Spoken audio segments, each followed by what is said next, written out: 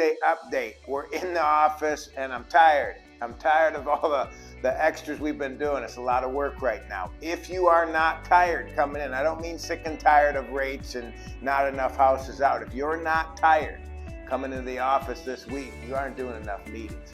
Last week we counted over 20 new meetings with partners, over 20. That's my schedule, doesn't count team members on their schedule.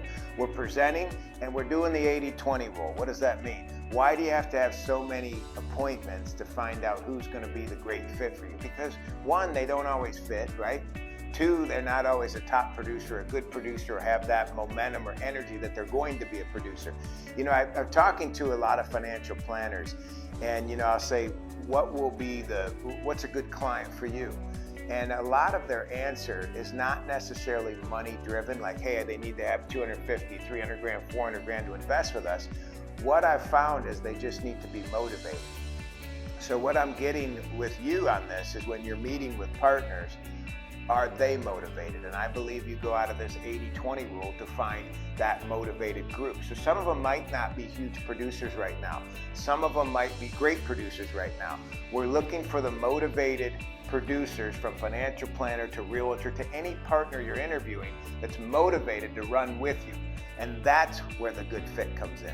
So now we're following up and making sure that our follow-up pattern is really, really tight, not loose. It's exactly the same way every single time, because even some of the ones that are not motivated may come more motivated later on. So some of the drip campaigns, some of the calls, the text messages that we're making, the follow-up, the social media likes and things, those all will trickle in. And then some of those partners will rise to the top is my goal. And why they rise to the top? Because they're a good fit for you. They will run with you the way you presented. They were excited about your presentation. I do think that there's two huge pieces to a presentation that most guys still are missing. I think that I've watched it. I've watched guys go into a presentation of 8 to 10 realtors and just explain. I wouldn't say they're not prepared, but then I watch another guy's story over here that has a complete PowerPoint, and the results from that are 20-year realtor veterans who have never seen anything like that, of how a client is so mapped out to take great care of them and turn a referral or a client into another referral friend, family that would come to them to do business with them. So it's still presenting, it's still the follow through. If you haven't checked out some of our webinars, I want to draw you into that. The first one is the Mortgage Planner Map. If you don't have your people organized where they're at when you hit the street, and if you're not hitting the street, you need to hit the street. This all goes together. Be organized when you do it. So where are the accounts that you could just do some pop buys on and drop off a product update, maybe some market update, maybe a rate update, maybe some coffee mugs. I don't care, but it's showing your face to show up, seeing if there's anybody you can service this week. That's what a pop buy is. So is that more uncomfortable? Sure, you don't know them. We walked into a real estate office just the other week and didn't know them. They were sitting in the glass front. I mentioned that in one of our videos prior. Walked in and you got to show up.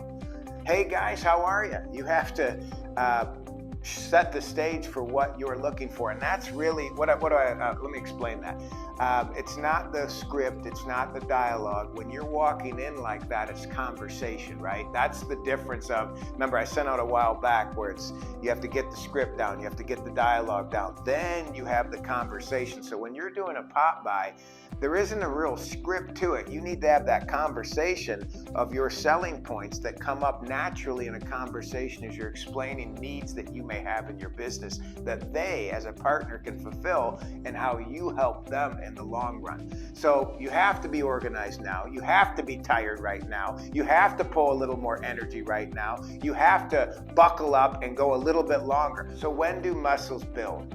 If you're sitting there working your arm, it's a point of, you know, a lot of guys when they go to the gym, they'll count out 8 to 10 reps, right?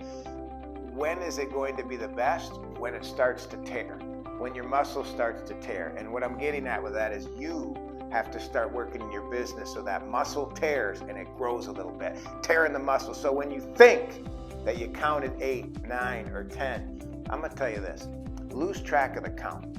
You're going in for the workout. I want you to lose track of the count. Put in 13, 14, 15. Go until it rips so that it builds stronger that next day. And even in my own business right now, the other day I'm bitching, not enough leads coming in.